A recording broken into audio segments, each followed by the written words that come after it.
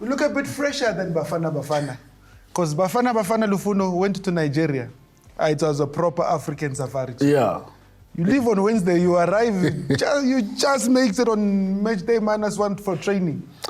You know, when you play in the continent, you need to plan and prepare for such kind of things. After Hugo Bruce said they planned.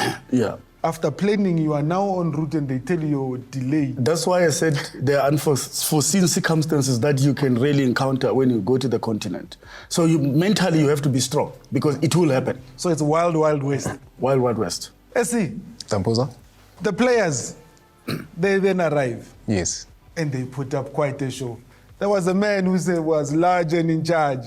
Tembazwani. Look, Tembazwani, the boy from Tembisa, he brought his A game. We can't doubt what he brought onto the game on that day. He was just into it. He just wanted it so much. It was so nice when the crowd was quiet and you were like, oh, this is Nigeria. Does the rivalry between Bafana Bafana and Nigeria, is it still as intense as it used to be? I know if they come here, we can't take them to Ellis Park. Yeah. Because if we take them to Ellis Park, there'll be more Nigerian folks. Sold out and nonsense. But is the rivalry still as big as it used to be? Yeah, it's still very tense. It's still big. I mean, it's coming back from the game that we had with them in AFCON where we went and played. They beat us on the penalties. So you can see the rivalry is there, but the gap is closed. They're not as used to beat us as they used to before. Now the game are getting tougher for them. We go to Nigeria. The last time we went to the very same stadium in Nigeria, we came up with 2 goals and 3 points. So again, this time around, they had to chase the game. So we are actually, we have closed the gap completely against Nigeria, but the games are still as tough as they used to be. But looking at that, and then you then look at the performance of the players. Everybody said hat-trick hero, Lookman in the Europa League. Essie Kuliso said shoulder and all.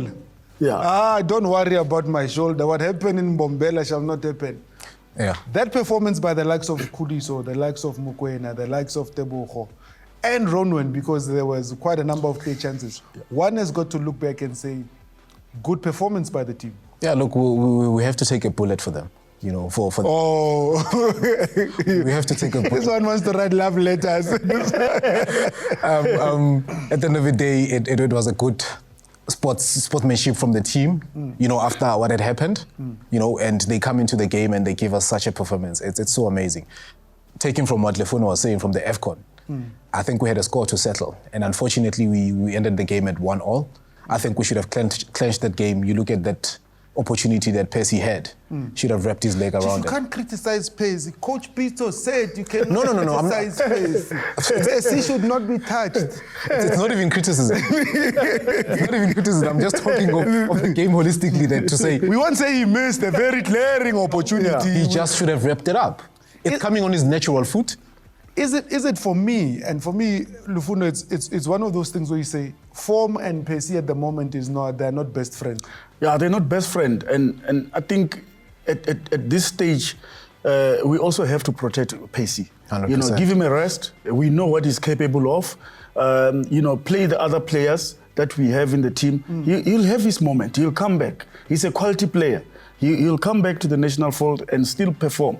You know, so the coach really needs to, try other players in his position. But you then look at that. A lot of players were given chances, not a lot. The likes of Apollos were given a chance. The likes of Reyners were given a chance.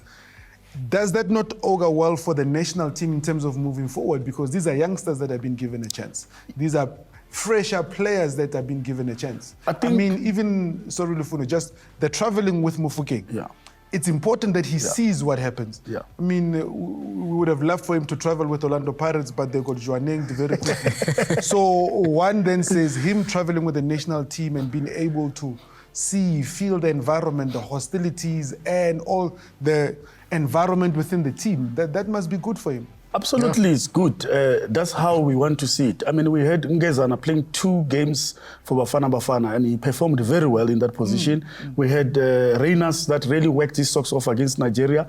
And I think having a player like Mukwane from Skukune as well. From guy? From Skukune. Babina Nog. Okay. So these are the fresh players that have been introduced into Bafana Bafana fold. And the beauty about it is that all these players are performing. They're really taking this opportunity with both hands. And that's what you want. You want a bigger pool for the national team so that so when it's injured, you know you've got a direct replacement for that particular player. Does that then say there's a bigger pool? Because we went to AFCON with the likes of Evidence. Evidence is nowhere to be seen. We went to AFCON with the likes of Monare. Monare is not there. The team does fine. Lepasa was once one of those players. But the pool is becoming bigger for Hugo Broos to be able to choose from. And there's more players. Is it that the players have lifted their games to be able to fit into the team, Messi? Yeah, 100%. You know, you look at, even in the league, it tells you that much. You look at how Pirates closed the league. It then tells you that there's the certain players that raise their hands to say, look, we want to be in the national setup. Really? Look at the kind of performance he had in the Nedbank Cup. You know, he comes from a bench and he does wonders. He was a super sub. And it's so amazing to see such, you know, you just wonder if one would to deviate a little bit and say, if a Pirates had been playing in a CAF space, how far much would he have acclimatized into the national team? How far would he has gone? But then we're still building him up, and he's coming up. And that then tells you that the pool is quite huge. You know, Hugo has a huge team to choose from, you know. My 2 cents worth, we should have won that game. I agree with you. Everybody beats Nigeria. But Nigeria is like the Kaiser Chiefs of the group. Everybody beats them. And we didn't. You know what's interesting about this Nigeria versus South Africa or South Africa versus Nigeria? You look at across the divisions. We've caught up with them. The ladies have caught up. The young ones that have caught up. And now it's the first team that has caught up with them. And it then tells you that there is something that's slowly moving away from the Nigeria team, that we could probably throw it into what we have seen with their so-called planning in terms of delaying all the trips that Bafana is taking into their country. That tells you that there is just something happening in Nigeria that needs to be fixed. And for them, you look at the CAF camp. No, they don't need to fix it. They must keep it that way so we can also beat them. No, but then it deviates away from our football. But again, if you also have to dive a little bit deeper into the Nigerian team, they recently, you know, parted ways with the coach. That really took them to the AFCON and really took them to the semi-final, to the final. And the assistant coach stormed out of the hotel. Yes. Yeah. So there are a lot of issues in that team that needs to be sorted out for them to can actually be able to compete. It's not a question of players. They have quality players. But, you know, administration part of it really is not there. And they need to sort it out so that Nigeria can also really compete. You know, you need strong African in the World Cup. We don't need, Chief, I'm South African. I want Bafana Bafana to beat Nigeria.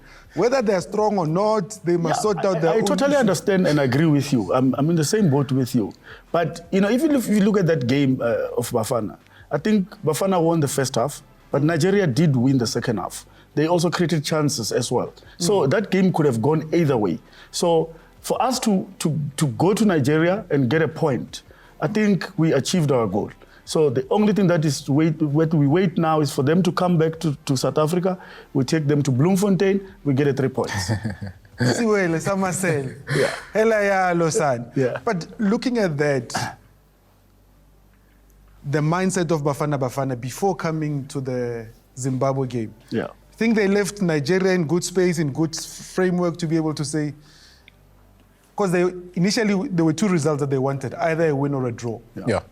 But you look at what they carried into the Zimbabwe game.